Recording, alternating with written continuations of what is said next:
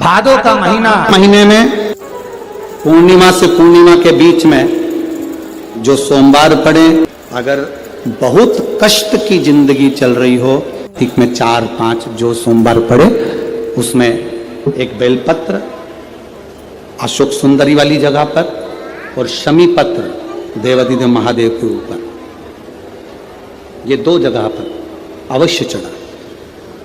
एक महीने में जितने सोमवार पड़ जाएं और प्रदोष पड़े और मासिक शिवरात्रि पड़े उसमें अवश्य चढ़ा। बेलपत्र कहां चढ़ाना है? जम के बोलो जरा। अशोक सुंदरी की जगह। और शमी पत्र कहां चढ़ाना है? देव अधिदेव महादेव के ऊपर। एक बार चढ़ाकर देखो, आपके जीवन का जो आनंद है, जो अपने हृदय की कामनाएं हैं, अपने हृदय के भाव हैं, मात्र उच्चारण मात्र से जीव जब पुकारे ओम नमः शिवाय। अब कोई कहे गुरुजी ओम स्त्री को बोलना चाहिए कि नहीं बोलना चाहिए, पुरुष को कैसे बोलना चाहिए, स्त्री को कैसे बोलना चाहिए, तो हम तो कहेंगे कोई प्रपंच में मत फंसो, तुम्हारा मन करे, तुम्हारा दिल करे वैसे भगवान को पुकारो। हाथी को स्तुति करना नहीं आती थी, हाथी कोई मंत्र नहीं जानता था, हाथी कोई पाठ करना नहीं जानता था, हाथी कोई स्तुति करना नहीं जानता था। बस हाथी ने तो एक पुष्प कमल का तोड़ा और भगवान को ऊपर देखकर पुकारने लगा और भगवान नारायण गरुण छोड़कर भागकर हाथी के लिए पधार गए, हाथी के लिए दौड़ पड़े।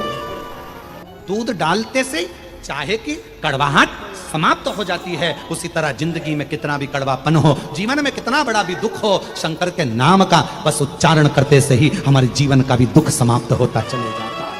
हमारे जीवन का भी दुख, हमारे जीवन का भी कड़वापन, हमारे जीवन का भी एक कुछ भी अमंगल हो वो समाप्त होते चले जाता है। जीवन मंगलमय होना चालू हो जाता है, आनंदित होना चालू हो जाता है। इसलिए चाय को उकालो, शक्कर भी कितना डाल दो, अदरक भी कितना डाल दो, इलायची भी कितना डाल दो, पर चाय की कड़वाहट दूध से ही समाप्त होगी। उसी तरह मनुष्य देह के जीवन का दुख शिव नाम से ही समाप्त हो।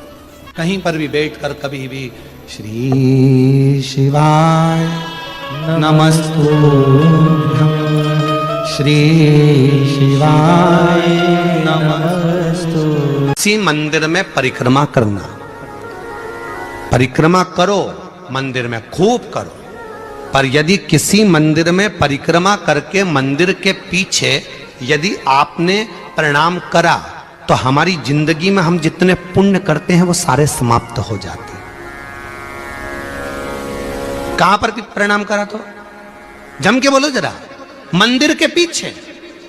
आप सोमवार के दिन अगर तो हो जाए के पत्ते से दूध कटोरी में लेकर मात्र बेलपत्री के पत्रे से एक एक बूंद, अगर दूध आप एक बूंद अगर ज्यादा ना मिला हो, एक चम्मच भी अगर आपको दूध देसी गाय का मिल गया हो, बेलपत्री के पत्ते से तुम्हारे घर के अंदर अगर शिवलिंग है या मंदिर में शिवलिंग है या तुम्हारे नजदीक में कोई शिवलिंग है, उस पर बूंद बूंद एक एक बूंद अगर शिवलिंग पर दूध समर्पित कर रहे हो, श्री शिवाय नमस्तुभ्यम, नमः शिवाय या षडाक्षर मंत्र ओम नमः शिवाय या 33 अक्षर का मंत्र महामृत्युंजय मंत्र, इसका स्मरण कर कर शिव जी पर देसी गाय का दूध समर्पित कर कर इस बेलपत्री को अशोक सुंदरी वाली जगह पर अगर आप समर्पित कर देते हैं, फिर आप जिस भी चीज के लिए अप्लाई करें, मेरा देवाधिदेव महादेव आपका हाथ पकड़कर खींचकर आगे बढ़ा ही दे। शंकर को धतूरा क्यों चढ़ाया जाता है? वो धतूरे का प्रमाण क्या कहता है? तो शिव महापुराण की कथा में रुद्र संहिता के अंतर्गत महाराज अगर आप पढ़ेंगे तो उसमें व्याख्यान वर्णन मिलेगा कि मनुष्य के जीवन में प्रतिदिन असत्य बोलने में आते मुख से कई बार असत्य का संबोधन निकल जाता है, झूठ निकल जाता है, असत्य निकल जाता है। तो हमारे यहाँ शास्त्र कहता है सबसे पहला धतूरा भगवान शंकर को अगर किसी ने समर्पित करा था तो ब्रह्मदेव ने करा था महाराज। और उसका भी प्रमाण है कि हर चीज का प्रमाण होना चाहिए। देखो कि आखिर भगवान के मंदिर के पीछे क्यों नहीं प्रणाम करते, तो उसका भी प्रमाण होना चाहिए। कि कोई आपसे पूछे तो आप बता तो सकते हो, केवल कथा के माध्यम से नहीं, आप उसको बता सकते हो कि ये कारण है। आप चंदन चढ़ा रहे हो तो उसका कारण बताना पड़ेगा कि ये चंदन क्यों चढ़ाया, चावल चढ़ाया तो उसका कारण बताओ कि अग्नि पुराण में लिखा है कि अक्षत की महत्वता क्या है।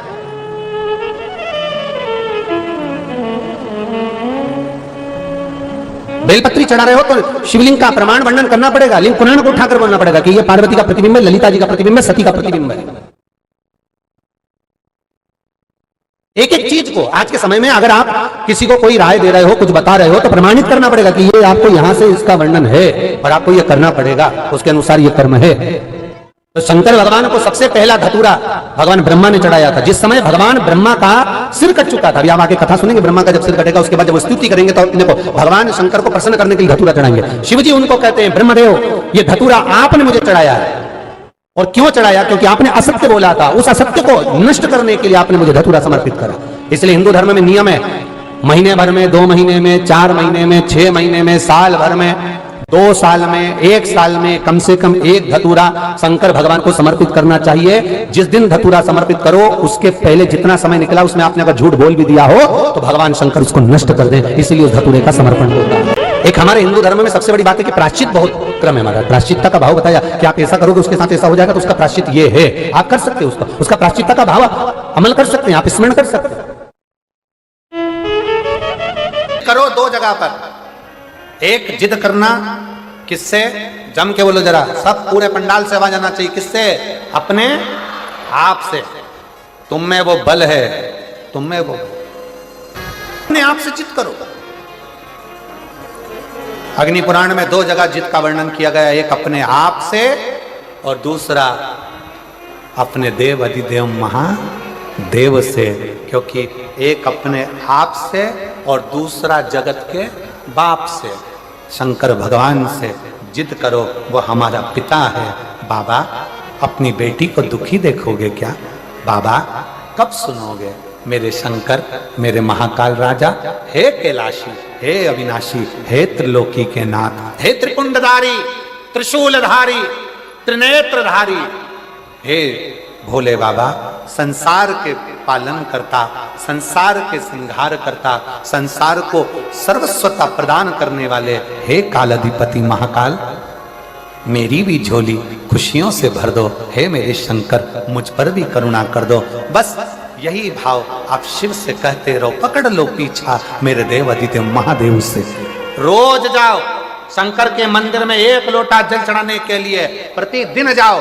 3 महीने का इंतजार मत करना, 1 महीने का इंतजार मत करना, प्रतिदिन जाओ। और जिस दिन अपने मन में आपको आ जाए कि आज दिल बड़ा दुखी है, मन बहुत अशांत है, चुप बैठकर शंकर जी का कोई शिवलिंग, शंकर का कोई मंदिर, कोई शिवालय तुम्हारे घर के पास में हो तो 2 मिनट नंदी के पास बैठो, एक बेलपत्र अपने बीच वाली उंगली का, जो बेलपत्र का जो डंडी है, ये बीच वाली उंगली के पास रखकर अपने हाथ को इस तरह से दबाकर श्री शिवाय नमस्तुभ्यं, बेलपत्र की डंडी का भाग इस बीच की उंगली के पास में हो और बाबा को अपने हृदय की बात नंदी के पास बैठकर शिवालय में एकांत चित्त शंकर के आनंदमय भाव को जपो।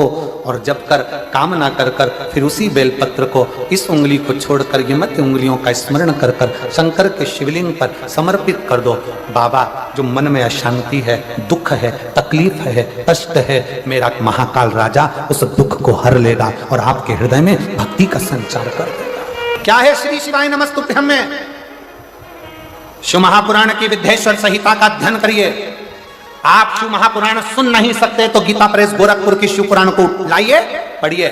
गोरखपुर की शिव पुराण को लाकर अध्ययन करो और उसका विद्येश्वर संहिता का अध्ययन कर कर देखो कि श्री शिवाय नमस्तुभ्यं, इसका सार तत्व क्या है कि जो इसको जपता है, जो इसको बोलता है, उसके मात्र मुख का भी दर्शन हो जाए तो समझ लो कि हमारी जिंदगी के सारे कार्य सफल हो गए। श्रावण के महीने में केवल शंकर जी की आराधना होती है और भादों के महीने में शंकर भगवान, पार्वती मैया, गणेश जी, सदानंद कार्तिकेय जी, अशोक सुंदरी, भगवान शंकर की 5 बेटियां जया, विषहरा, श्यामली बारी, दौतली, देव, ये सब प्रसन्न होती है। ये फुलेरे में जो मालाएं लगती हैं, ये फुलेरे में जो फूल की मालाएं लटकाई जाती है, ये भगवान शंकर की बेटियों के भाव से, भगवान शंकर के एक परिवार की उन्नति के भाव से। फुलेरे का मतलब होता है कि खूब फलो फूलो, खूब फलो फूलो। सोमवार के दिन भगवान शंकर को अगर जल चढ़ाया जाता है तो हमारे घर में शीतलता का अनुभव होता है।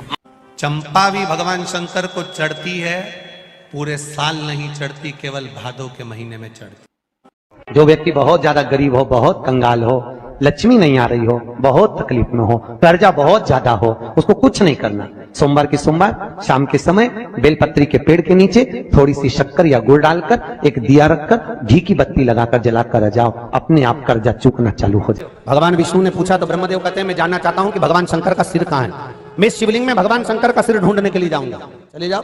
और भगवान ब्रह्मदेव कहने लगे आप चरण ढूंढने के लिए जाओ। भगवान विष्णु चरण ढूंढने के लिए चले और ब्रह्मदेव सिर देखने के लिए चले। भगवान ब्रह्मा ऊपर जाते गए जाते गए जाते गए जाते गए और भगवान विष्णु नीचे जाते गए।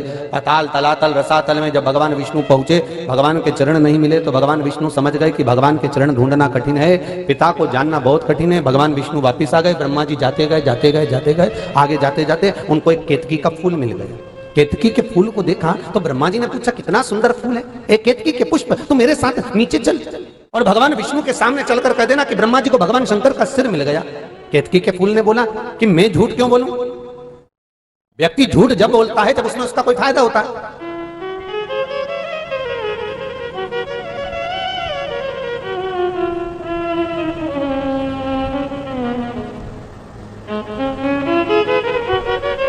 मैं झूठ क्यों बोलूं, मेरा क्या फायदा है? केतकी के फूल ने कहा अगर आप चलकर बोलोगे